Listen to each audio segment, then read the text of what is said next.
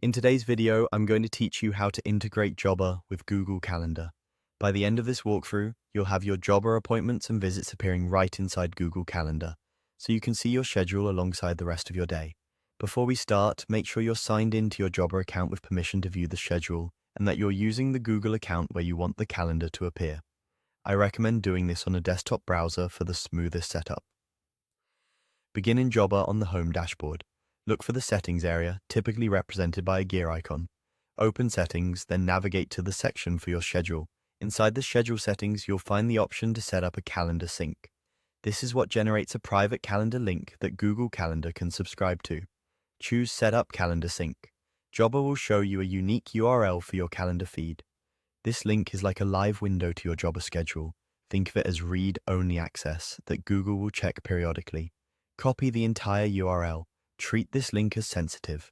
Anyone with it can see the events it exposes, so keep it private.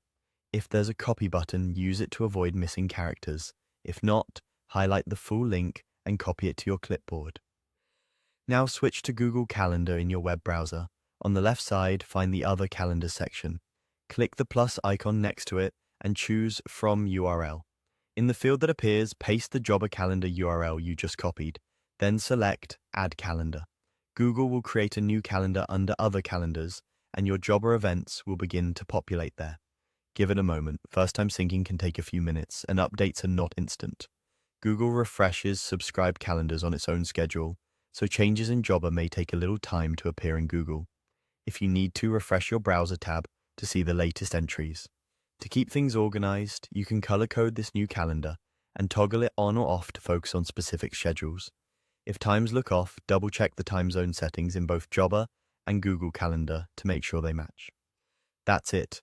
You've connected Jobber to Google Calendar using the Calendar Sync link, so your work schedule stays visible alongside everything else you have going on. Thanks for watching, and happy scheduling.